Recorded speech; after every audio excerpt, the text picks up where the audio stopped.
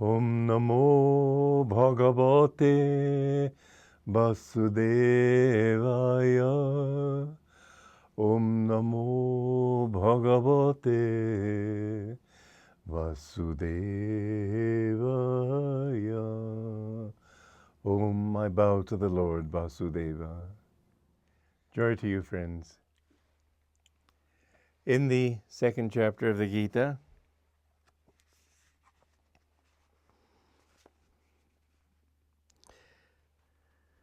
Krishna says, O son of Kunti, sensations such as heat and cold, pleasure and pain are generated through the senses in their contact with the world. They are ideas only, transitory, each with its beginning and end. O descendant of Bharata, bear with them patiently. Parenthesis, the way of wisdom is to be non-identified with anything outside the self. And so we must understand that by equanimity, you have the beginning of the first quality that you need to develop spiritually. Even-minded and cheerful. Keep this motto written on your heart. When I have been to the dentist, I haven't taken Novocaine in many years, and I've been to the dentist many times, because when I was a child, I had colitis, and the doctor put me on a no milk and no cheese diet, and my teeth really suffered from it. And I remember I went to the dentist in Bucharest, in Romania, where I spent my childhood, and the dentist, when he heard me screaming too loudly, he would just fill it up and leave it. Well, that meant my teeth later on in life became much worse.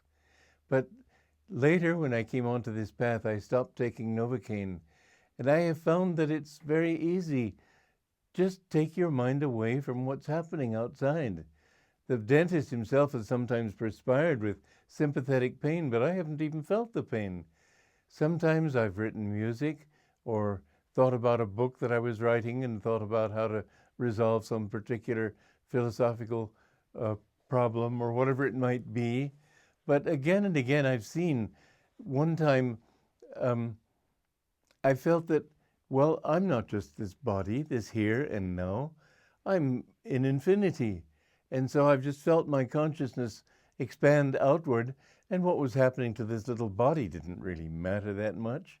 Just a little tiny pinprick in my greater consciousness. Now, was I really expanded? No, I was not. I was expanded intellectually, mentally, but it's worth affirming that. It's worth affirming that I'm infinite, even if you haven't got that experience yet.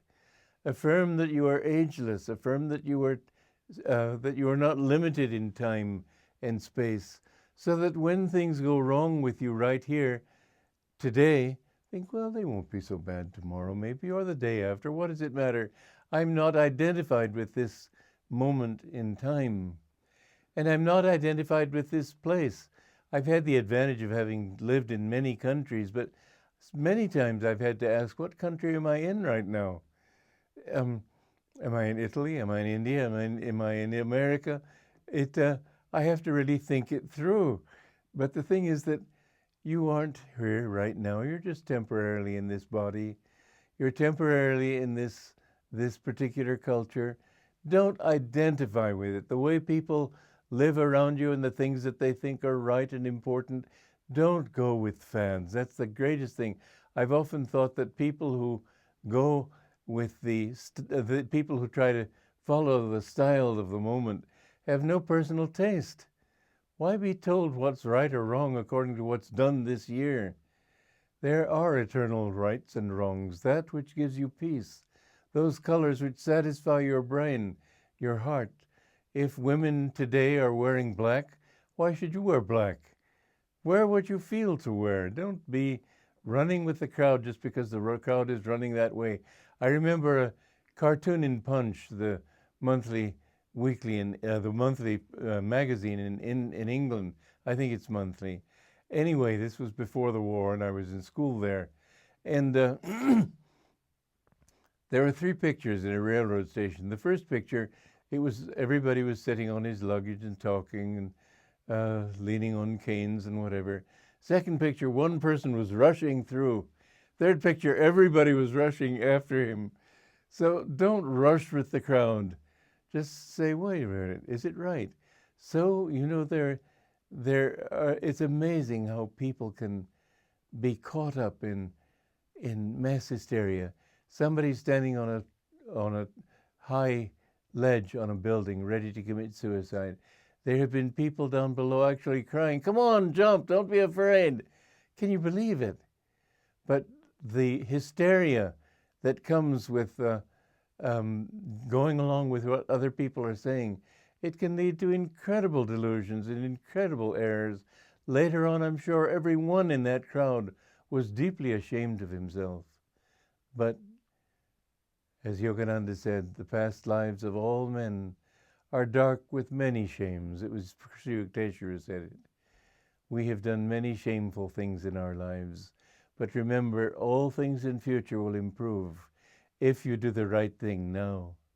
So Krishna is telling Arjuna, don't be caught up in the situation of the moment. Don't be identified with these particular people who were yours only for a few years. And then who knows, as Buddha said that the reason we should love everybody in this world is that at one time or another, we have all been close to them. That's a bit scary when you think how many billions of people there are alive today. But I have to accept that he said it. He was a man of great wisdom.